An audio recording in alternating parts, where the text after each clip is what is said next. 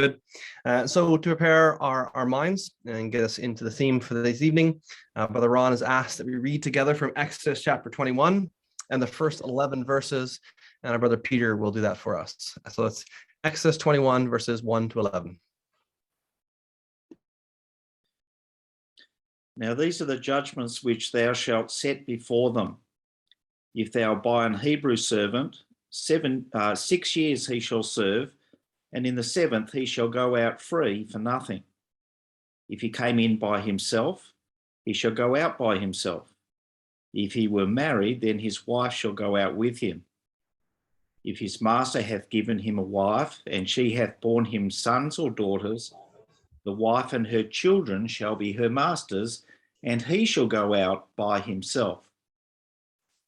And if the servant shall plainly say, I love my master, my wife and my children, I will not go out free, then his master shall bring him to the judges, and he shall also bring him to the door or to the doorpost, and his master shall bore his ear through with an awl, and he shall serve him forever.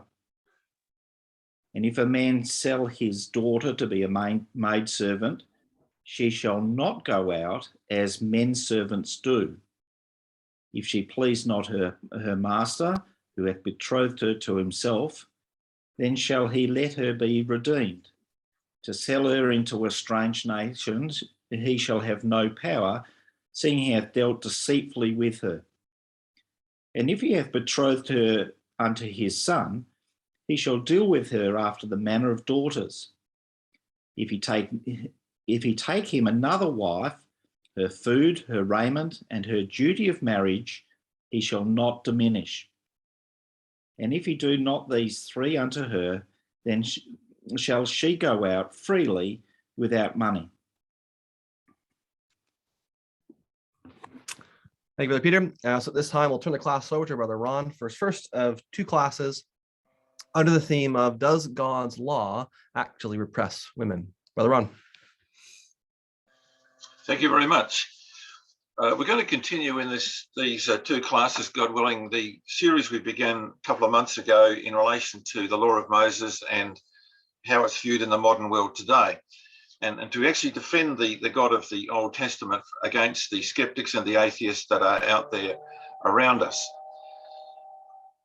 Just need to get this to move on. It's going to happen here. Can you see that one okay? No, not yet. Oh, okay. I've got it here. Reshare your screen, Ron. Okay.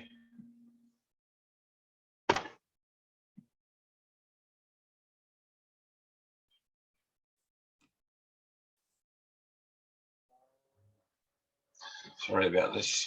I thought we had it. Or I had to kick you off to do the hymns. That's why. Yeah.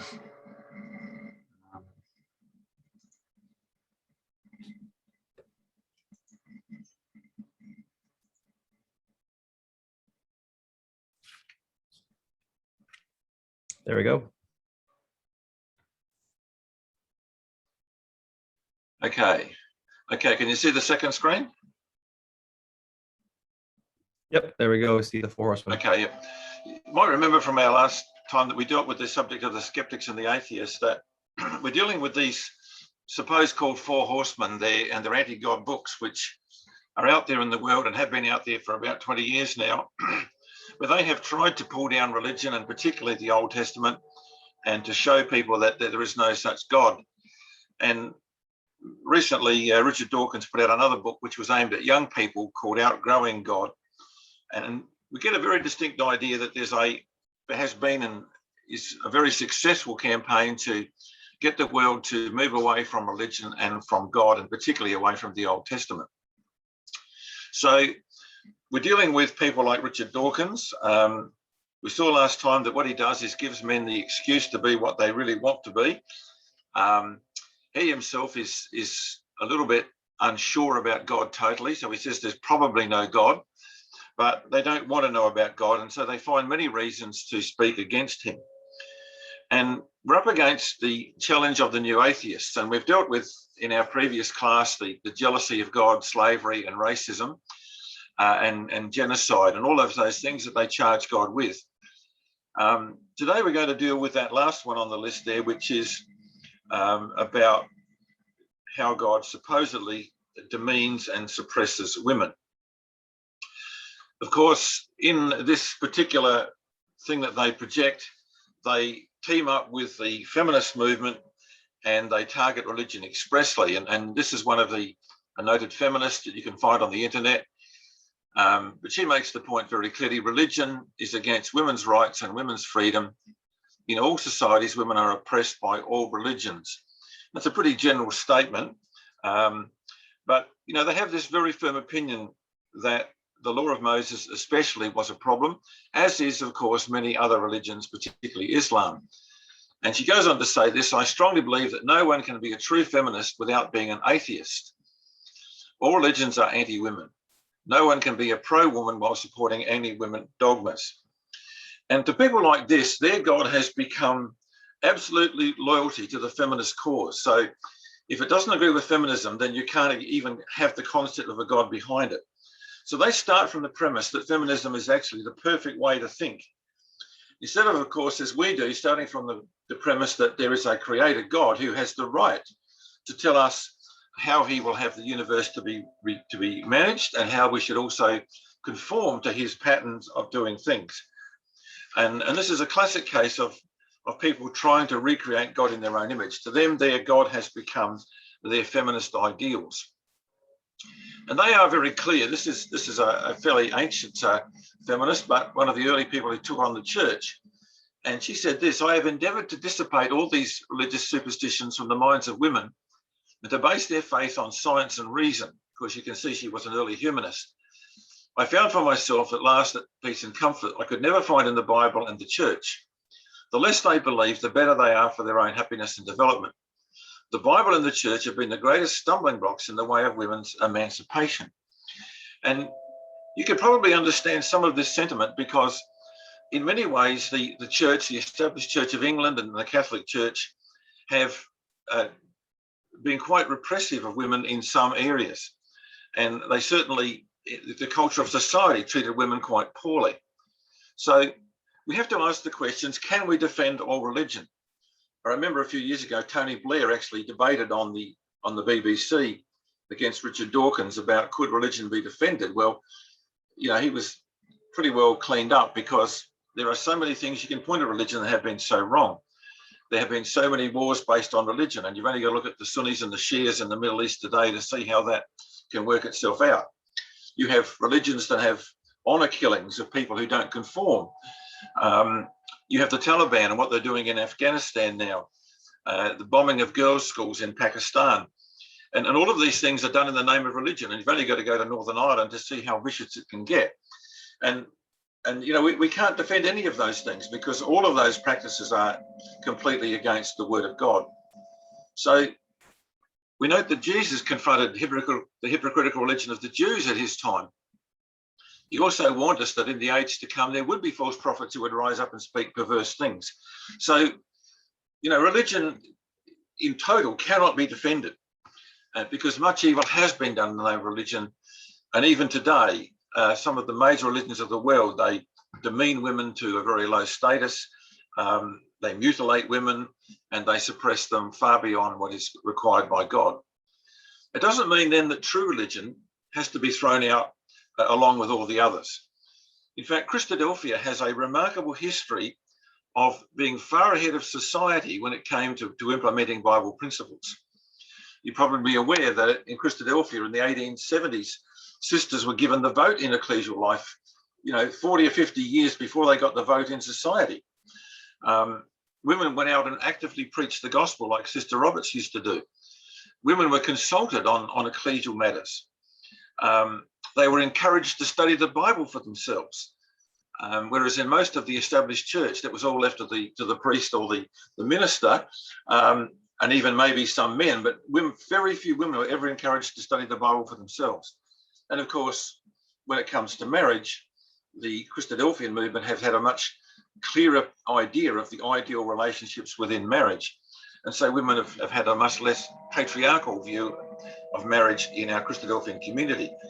And the reason we have been ahead of society on some things in those years was we actually did it from the Bible's guide standpoint rather than worrying about what society dictated to us. So true religion does offer better morals, better values and protection for women than most religions down through history, and especially in some areas of the world today. So here are the objections that the feminists have about the law of Moses. We'll deal with some of these today and some of them next class, God willing. Sarah calling Abraham Lord and Master, of course, that's absolutely choking material for most feminists. Only males could be priests, and of course, when you go to the New Testament, Jesus chose 12 male disciples. So again, they have a real problem with the way that the priests and the disciples were chosen. Girls belonging to the father's house, the terminology of the Old Testament always attributed girls as belonging to their father's house. Baby girls incurring a double uncleanness of 80 days for the mother. And again, that's a classic case where they just don't go and look at what it's trying to teach rather than what happened. Girls could be sold off to pay off family debts, and we will deal with that one in Exodus 21 today. And males could override female vows, which we'll cover in our next class. And a number of other areas where they point out the law of Moses, they believe was demeaning to women. What they don't tend to do is to look at the ancient world and the laws extant at the time that the law of Moses was given, to see how vastly different the law of Moses was to all the codes of the ancient world when it came to the way that women were treated and regarded and honoured. And we're going to look at many of those positive examples, how women were so differently treated to the ancient world in which they lived, and how different that is to particularly modern Islam in so many countries today. You might be aware that women in Saudi Arabia have just been given permission to drive a car, but they have to be escorted everywhere they go outside the house. And that just shows you, even in a modern country today, that we still have an unbiblical repression of women coming from their particular religion. So, as with all things, we need to just go back and look at the foundations of the world that God set down. In Genesis 1-3, God gave us the basic principles of society that he wanted to see. So both male and female were made in the image of God and the angels. And we're told that in the image of God made he them, male and female made he them. So, both of male and female are images of the divine. When it came to the nation of Israel being made a kingdom of priests, male and female were present, and they were all part of the holy nation that God set up at the Mount Sinai. Godly women were active and were held in respect and honour outside the home. And you read Proverbs 31, and it's so different to the way women are treated in many countries today. Think of the poor women in Afghanistan who are now going back inside their burqas, inside their house, away from education. And you can just see how different that is to Proverbs 31, where the woman is actively out involved in commerce, as well as being a strength inside the home, and how she was respected for her work that she did. And you can just see how different that is to what we see in some religions today.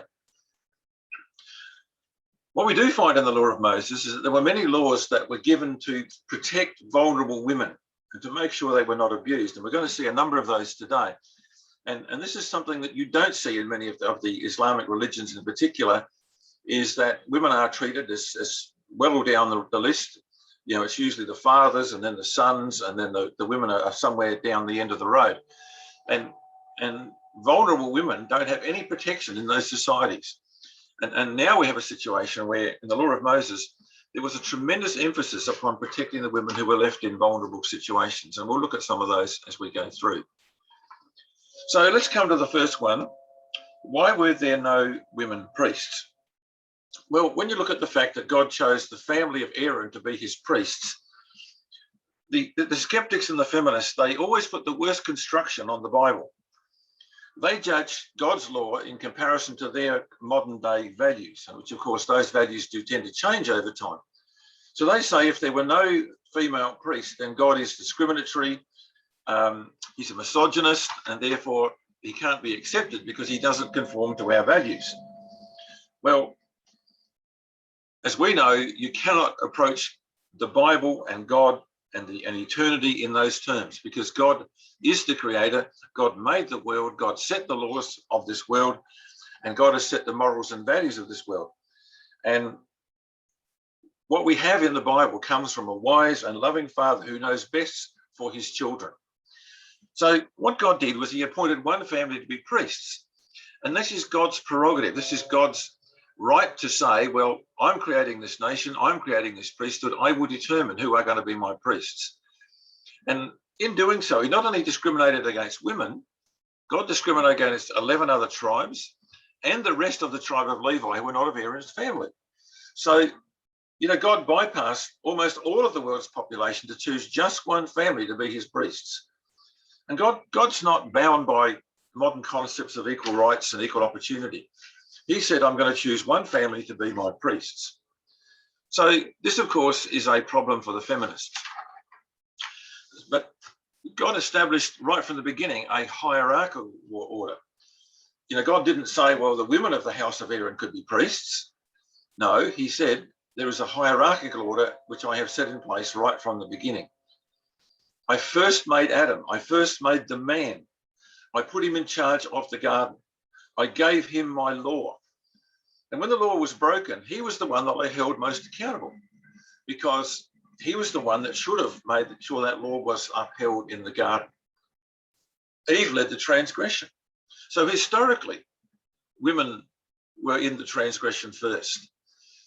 And God has since restated his divine order that based on what happened as a matter of history in the Garden of Eden, God says, I want my roles to be respected and enforced.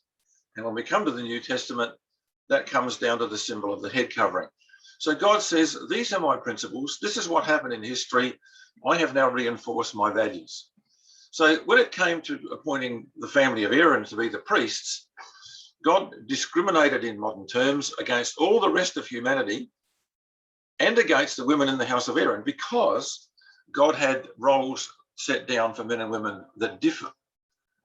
But when it comes to salvation, when it comes to worship, when it came to offering for the tabernacle, when it came to the sacrifices, when it came to be Nazarites, God gave women equal access to the sacrificial code. And it's the same with us, of course, in the gospel of Christ. We have salvation, and we're all the seed of Abraham by faith. Both male and female, we're all one in Christ Jesus when it comes to our relationship to God in the future and the promises. But when it comes to the roles in this life, God makes the choices. God has that prerogative to make sure that his ways are upheld and honoured. Now, one of the great differences between the law of Moses and all the ancient codes that you can go back and look at is the way in which mothers were honoured in the commandments that God gave. Now, in the 10 commandments, we come to the 4th commandment, and here's a law that you will not find in any code of the ancient world. Honour thy father and thy mother. All the other ancient codes were absolutely insistent that fathers had to be obeyed. And you can go right through the code of Hammurabi, and even in Egypt, fathers had supreme right in the family. But when you come to God's law, he says, you honour your father and thy mother. And this is something which is quite unique to the law of Moses. And it's repeated a number of times. So God put the father and mother both to be honoured by their families. But when you go to Leviticus 19 and verse 3, again, another very unique chapter where we have God manifestation coming across, because every command in Leviticus 19 is actually signed off with, I am Yahweh, your God. So this is a matter of reflecting God in the way we behave. God says this in verse 3, shall fear every man his mother and his father. And as I said, you search all the ancient codes for a mention of a mother at all. And if you ever found one, it would never be the mother first. And yet God says in Leviticus 19, you've got to fear your mother and your father. And this is putting it in the order in which the most influence is actually upon the child, because the early and the main shaping influence on a child is the mother. And that's why it's important that mothers are always respected. That's why why fathers must ensure that children respect their mother and never are allowed to cheek their mother or strike their mother. They must respect their mother. And that's very clearly stated in Leviticus chapter 19 and verse 3. And when you go to the Proverbs, and there's a whole number of Proverbs that actually say, listen to your father and your mother, and the way that they teach you the things of God. And respect is the thing a child must learn, that you can never have a situation where the mother is disrespected. I happened to be sitting on a plane going to America a few years ago, where there was an Islamic family in front of me, in the row of seats in front of me, and quite literally the 10 or 12, 11-year-old child, the boy that was there, the way he treated his mother and his sisters was abominable, to the point that the captain of the plane came down and warned the father that if he couldn't control this boy, they'd put him in handcuffs. But the way he treated his mother and his sisters was absolutely terrible. And you know, he'd learned from his culture that women are somehow second class. And that's not what the law of Moses ever encouraged. So we have a situation where the mother is honoured by the things of God. And furthermore, later on in the law of Moses, you find that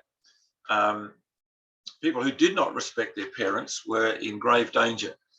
And assaulting either parent carried a death penalty. Very clearly in Exodus 21 that we read, verse 15 and 17, he that smiteth his father or his mother shall be surely put to death, and cursing the parents likewise. And it just gives you some idea of the way that God viewed the relationship within the family, that parents had to be respected and they must never be cursed or attacked by their children. And later in Deuteronomy, you find that that's carried further through, where a child is continually disobedient, where a child is unwilling, an older child particularly is unwilling to accept the guidance of parents, then they could eventually be stoned. And that's something which, of course, the modern world finds abhorrent. But again, you get some idea that God demanded respect within families to be upheld. So very clearly, the law of God was there, and the mother gets a very important part of respect within that. I now want to come to this section in Exodus 21, and it is a little tricky, and I do have a small handout I will send on to Brother Nathan for distribution for those who would like a copy, just so that you can actually go through and do a bit more work on this yourself. But this is one of the great areas that the feminists object to in the Bible. They say this is the selling of daughters to pay debts. And again, it's a classic case of putting the worst construction on a situation that God had provided for. And if they call it the bride price or the selling of daughters. So what are we dealing with here? Well, picking it up in verse 7 of Exodus chapter 21, I'd like you to follow through this with me. This would seem out of place today, and I clearly accept that, because our modern world would never have a situation where, in the Western world, where parents actually dictate who their children marry, and certainly they would never be married as a matter of a financial situation. Different, of course, in other countries where arranged marriages are still the norm and where dowries are still the norm. We need to understand that the world in which these laws were given, that arranged marriages and dowries were a common thing that happened. And in many countries, and particularly in Africa and in some Pacific islands, and in some parts of Asia and the Middle East, that dowry and arranged marriages are still the order of the day. So we have to be aware that we're talking in our Western world in a different culture. So God said there would be a situation that could come up where a man was in some desperate financial circumstances, and his daughter would go into service with a view of marriage. So here's a case where the father's got probably an expanding family. He has an older daughter. There's somebody else in his village or town that needs a wife. And so this girl goes in as a servant into that house until such time as she is married to either the owner of the house or to his son. And we need to understand that when there was, as Jesus said, the poor you have always, and the poor laws in the Old Testament tell us that there would always be people who would get into financial strife. So the father could not provide for his family, and this daughter would go into service with a view to marriage into a much better financial situation. And a dowry payment was made to her father, which would probably be the relief of his debt, or something for him to re-establish his farm, or whatever the economic circumstance was. So This was an arranged marriage to the employer or his son. And we find that in verse 8 and 9, where it talks about what happens if that doesn't happen. But arranged marriages were the custom of the times. And as I said, in many cultures, they still are today. And those who've had teenage children go through those very difficult years, a lot of us that sometimes thought arranged marriages might be a great idea, but the children didn't agree with us. But you know, arranged marriages, quite surprisingly, when have been analysed by the people in society who do these sort of researches, and they actually have historically a very high success rate. And that's because in those cultures, people that go into them with a determination to make it work, and in many cases, the parent selection has been quite wise. So, you know, arranged marriages were the custom of those times and still are in many cultures. So here was a situation where she went into service with a view that she would one day be married into that family. There's an overriding law in verse 9, which covers every situation that can follow thereafter. Now, this girl is in a very vulnerable situation. She's going into a house where maybe she doesn't know these people very well. She's probably going to have other women in that house she has to contend with. So she's quite vulnerable. But it says in verse 9, whatever happens, she must always be treated as a daughter of the house. So even though she would go there and she would perform some domestic duties, she was not to be treated as a slave in any way. She always had to be treated as a daughter of the house. And that is a very clear overriding principle, the way that she was to be treated in this house. And of course, this clearly means that she was never to become a sex slave, which is what the feminists accuse God of instituting in this law. So what happens now if she's there? You notice in verse 7, she goes and she starts as the role of a maidservant, but she shall not go out as the men servants do. So they can't send her out into the field and say, go and do a man's work. So again, everything God says about it, she's got to be treated properly as a daughter of the house or as a maidservant. And we're going to see later on that maidservants were especially well looked after by God. So she's there and she's covered by the laws of maidservants. If the master or his son suddenly decide that this is not a good choice, I'm not going to marry this girl, and they go and marry somebody else, then there's a number of options. So she could be redeemed by her family. They might have now got their act together. They could perhaps borrow money from somewhere else, and they could come and they could buy her back. So they could pay off whatever they'd got for her going into the situation, and they could redeem her and take her home. So that was one option. If that couldn't happen, she must never be sold to somebody else, and particularly not to Gentiles. So they couldn't say, oh, look, we don't want to marry this girl. I'm going to sell her off to some Ammonite or Moabite as a concubine. You can't do that. She could never, and you could never sell a Hebrew, could never sell another Hebrew. So she couldn't be sold to foreigners. If she stayed on in the house, so a family haven't got the money to redeem her, so she's got to stay there. She comes under the law of maidservants, and as I said, my next section will deal with maidservants and how well they were treated. But she would stay in that house as a maidservant, and she had to be looked after and provided food, clothing, and shelter. If she was not provided for, if they didn't give her the things she needed, then she could just walk out.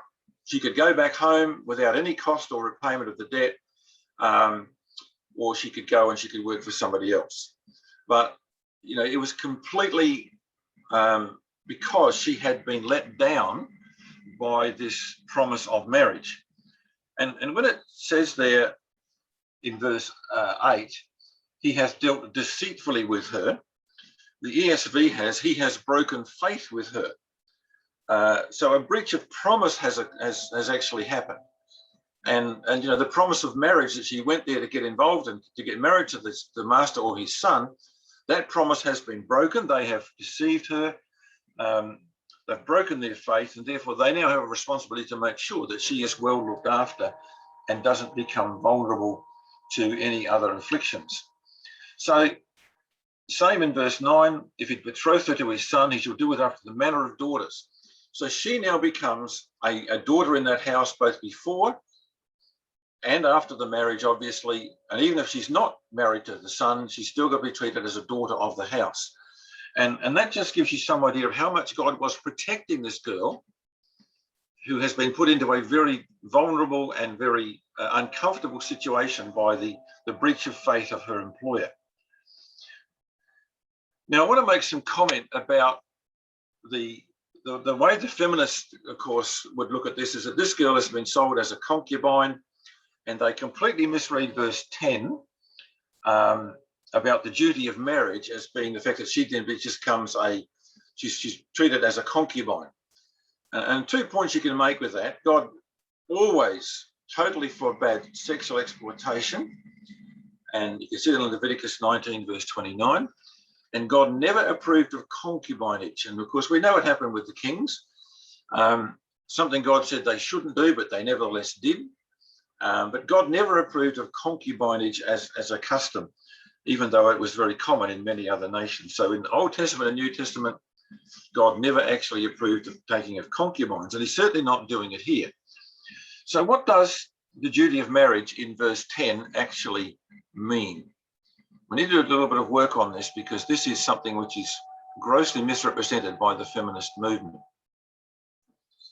Now, when we come to verse 10, it's often assumed that because in 1 Corinthians 7, verse 5, let's just go to the 1 Corinthians 7, verse 5, because here we have Paul discussing marriage situations and answering a number of questions about marriage which were sent to him by the Corinthian ecclesia.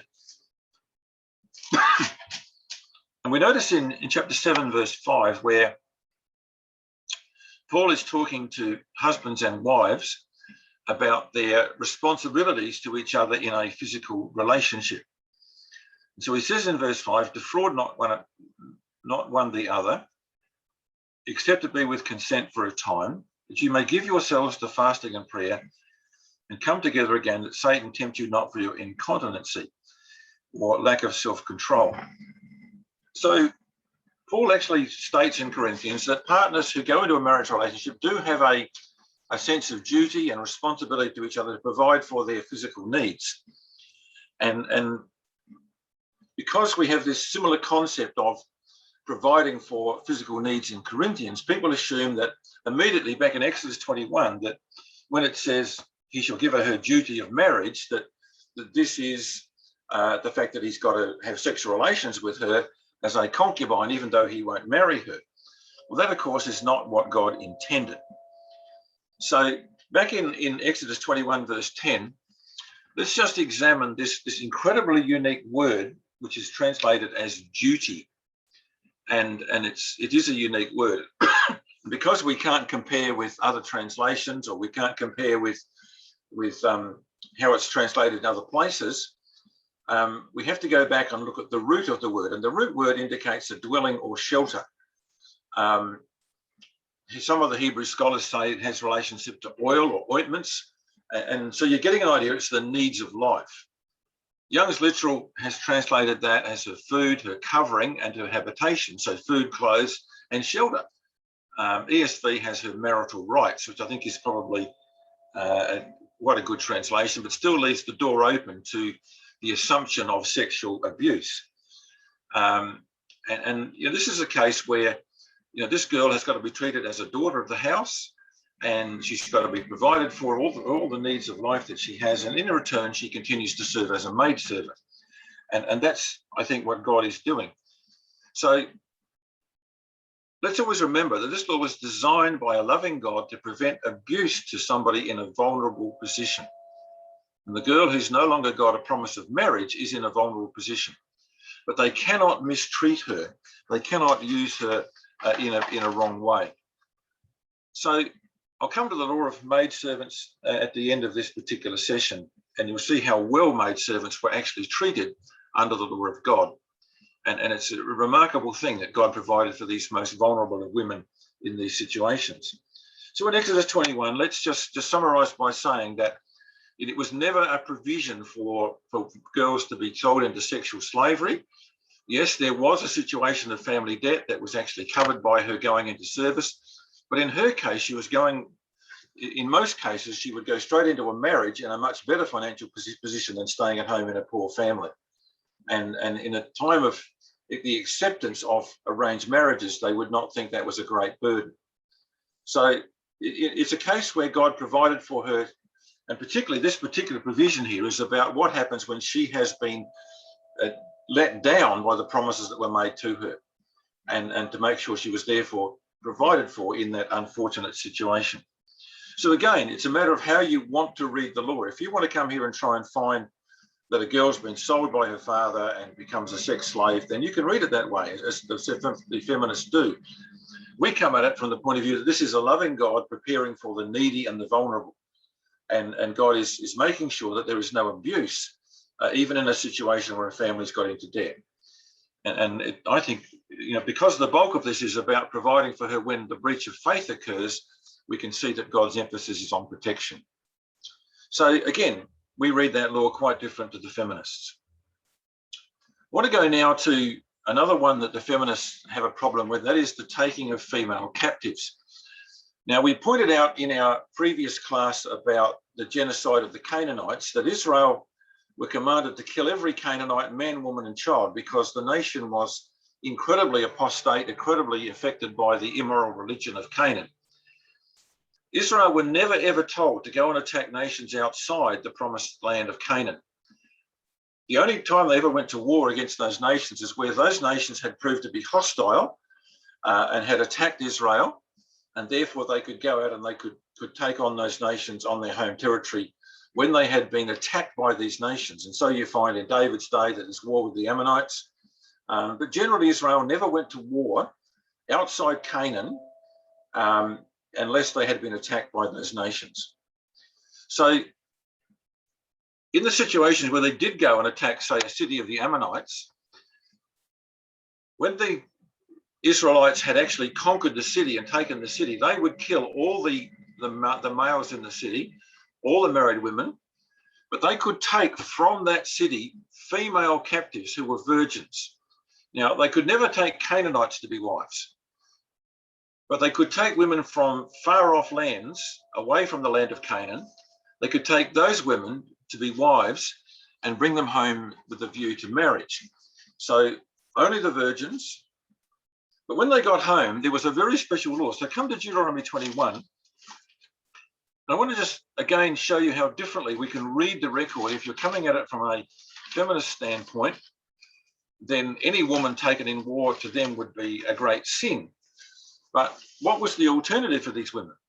Well, we know what happens in nearly every war that's ever happened where there has been a conquest by invasion, is that the first thing that happens when cities are conquered is widespread rape and abuse of women. And you've only got to read the history of what happened when the Russians came into Berlin and when the Germans went into Russia. You get the factual history of what happened. And of course, rape and abuse of women was an incredibly common thing. And not only for those nations, but almost every other nation down through history, where you go back to the days of the Vikings and the Mongols, it was all about capturing women for the lusts of men. And in the Bible, of course, we have the case of Sisera and his mother commenting that he'd soon be home with a whole bunch of concubines. Well, that was what war normally achieved in ancient times. And even in modern times, we still see rape being used as a genocide weapon. So it's a consequence of wars that God said that's not to happen. They were not to go and to do this when they conquered these cities. Yes, they would put to death all of those who had attacked Israel, but they could take virgins from those cities and bring them home. So let's read in Deuteronomy 21, verse 10 to 14. When you go forth against thine enemies, and Yahweh thy God delivers them into your hands and taken them captive, and you see amongst the captives a beautiful woman, have a desire to her, you shall have her to thy wife, and bring her home to her house, and she shall shave her head and pare her nails, and put off her raiment and put on sackcloth. And so, you bring home this beautiful girl. You can't take her on the spot. You bring her home to your house, and the first thing she does is she shaves off her hair. Now, we all know that a woman's hair is her natural glory. When people wanted to disgrace women, like after the recapture of France in World War II, all the women who had collaborated with Germans were paraded through the streets with their heads shaved. It was a way of completely humiliating a woman, is to have her head shaved off. So here's a woman who gets rid of her natural beauty. She takes her nails, cuts her nails right down. She puts on sackcloth and she sits there mourning her parents. So she's given a whole month to mourn her parents. And then, of course, she can go to be married to the man who had captured her. But when you think what that did is that when people are in the battlefield and they've just won a victory, there's often a tremendous adrenaline rush. There's this tremendous sense of victory. And this is when abuses tend to happen. This man takes her home, and for a whole month, he's got time to get to know her, to find out what sort of person she really is outside the surface level, and to decide whether he's making actually a good decision. So, this was a better fate for the woman. I mean, what was going to happen if her city's been completely broken down by the Israeli army? What's she going to do? She's probably going to die in the battle. She's going to be left to starve, or then left for other people to come along and to make a concubine of her, or a slave of her, which is what happened in ancient times after cities were defeated. So here's another case of God regulating human behavior that he didn't really want it to occur. God never said, I want you to go out and capture women. He says, oh, I know you'll do this. I know you'll take virgins and bring them home. And I know you do it based on her looks alone, because you've had no time to talk to her. You've just found a pretty woman. This is mine. I'll bring her home like a trophy. Well, she diminishes her attractiveness. You've got to wait a month while she's walking around in mourning clothes and her hair's just starting to grow. And you can imagine how different this man would look at this woman after a month, particularly if he finds out that this woman is lacking in character or wisdom. And he would probably decide, look, hey, this was a bit of a hasty decision.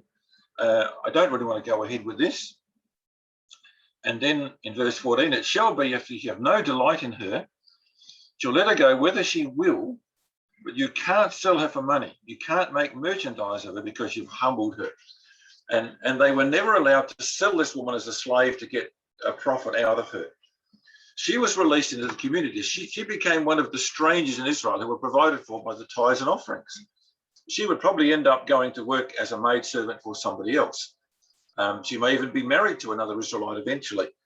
But, they could never treat her as merchandise. And that, again, just shows you a vulnerable woman brought home with the view that she would be married, again, not going to get married, and therefore she goes and she's allowed to walk free. And again, you can just see how God provided for the vulnerable woman in this situation. So, there was no way that God wanted women to be left vulnerable and mistreated. And probably it's never more clear in the law of Moses than we come to the issue of maidservants. And I want to just go back to Exodus 21, where we have one of the first laws about maidservants. Because, the maidservant was perhaps the lowest person on the social rung, other than perhaps the foreign worker who'd been brought into Israel. But a maidservant was probably a girl in her teens. She was a girl that had probably been gone into service because her family were poor. You might think that's strange. My own mother was in service at the age of 12 because she was one of the older girls in a family of 10 in a very poor circumstance. She had to leave school and go and work as a maid at the age of 12. So that's not many generations ago. Of course, most 12-year-old girls today would be horrified at the thought of that. But that's how much we are in a very materialistic society today. In Exodus 21, and we read this in verse 26, if a man smite the eye of his servant, and I want you to notice this in this comment, or the eye of his maid. The charge against God that God is misogynist and favours men, whenever God made a law for protection, the women folk were always included. So if a man lashes out in anger and he permanently damages a servant, then they go free for the eye's sake. So the eye is used as an example. But if he causes a permanent disability by striking his servant, then they just walk out free. If you smite out a tooth even, then they can walk out for a tooth. So you weren't allowed to physically harm your servants. You think of the difference where, in many countries, slaves are actually controlled with whips and dogs and things like that. You know, God's law was clear. You do not strike your servant. And you can't even just risk just a blow, because you might knock out a tooth and they can walk out free. And any debt that they were paying off is immediately cancelled. So, you know, there was protection from physical harm, and it included the maidservants. In Exodus 20, verse 17, you know, you shall not covet your neighbour's house, you shall not covet his wife, nor his manservant, nor his maidservant. So again, you couldn't covet maidservants. And you know, they were not to become an extra concubine in the house because they were a maidservant. And I don't know how familiar you are with Victorian society and the, you know, the system of lords and earls and that in England, but you know, maidservants were routinely treated as extra concubines to the fathers and sons of those houses. And it's just a tragedy that happened in what was cultured society. But, you know, God says maidservants were not to be lusted after. They were not there for sexual objects, and they had to be treated with great respect. They had to be included in the family worship. Just come to Deuteronomy chapter 12. It's quite remarkable. Whenever they went to Jerusalem, or whether they went to any service of worship, Deuteronomy 12, verse 12, you shall rejoice before Yahweh your God, your sons, your daughters, and your men servants, and your maidservants. So whenever they went to worship somewhere, or whenever there was a Sabbath day being kept, whenever there was going up to the feast of Jerusalem, the maidservants went along as well. And I think that's one of the most wonderful provisions you could ever imagine, that God would actually provide for those maidservants to be treated as a spiritual equal when it came to family worship. And you know, they were specially looked after in that way. They were required to keep the Sabbath. So it wasn't a matter of saying to the maidservant, look, we've got to keep the Sabbath, you keep working. No, she had the same spiritual experience as all the members of the household. And when it came to the laws of release in Deuteronomy 15, just come to Deuteronomy 15 and verse 12, it says, if thy brother, a Hebrew man or a Hebrew woman, be sold unto thee. And of course, you've got to remember, as we said before, selling there was not a matter of like a slave trade. It was that there was a financial transaction behind this. There was a debt that was paid off, or a debt that was worked off. So for a transaction's been made, and at the 7th year, they go out free. And they were given all the goodies when they left the house, the same as a manservant. The females also got well provided for when they left. So again, you see that there was this tremendous provision for the release of women and leaving in the 7th year as well. So, you know, what a wonderful thing that God provided such care for these maidservants who were treated so well, who were given spiritual equality when it came to worship, and could never be mistreated or lusted after. And it's so tragic in today's world when you read about the way that some of the Asian girls that go to work in Middle East countries, how they're treated in those households as nothing more than sex slaves. It's a terrible thing that happens to them. And you know, that's in our modern, so much enlightened world that they call it. But under God's law, there was tremendous care for the vulnerable and for those who needed protection. And so God provided those things in his law. And what we have to remember is it's how if you come at the law determined to pick fault, and you come with existing feminist values, you will find fault with the law. If you come and to say God the Creator is a loving, caring God who cares for the vulnerable and the weak and the fatherless and the poor and the widows and for the maidservants, you come at it with that approach, that this is an expression of God's character, then you can read these laws in such a way that we understand that God was providing for the vulnerable. And that's why in Exodus 21, it wasn't about the rights of the men to these women. It was about what happened if the men didn't keep their promises, and to make sure the women were therefore didn't suffer as a result. And it's the same with this girl who would stay in the house as a maidservant, even though the marriage promise had disappeared. She would be treated as a daughter of the house and under all the laws of maidservants that we see here. And so God was protecting the vulnerable. And that's just such a different approach to how the feminists would read these Old Testament laws. So we can be very confident we're dealing with a God that knows what he's doing. The law is holy, the commandment is holy, it's just and it's good. It's perfect, converting the soul. It's sure, making wise the simple. The statutes of Yahweh are right, rejoicing the heart, and the command of Yahweh is pure, enlightening the eyes. And so we have great confidence in our God that he looks after those in Israel who lived in a different cultural age to ourselves, but who were vulnerable and needed his protection. Thank you.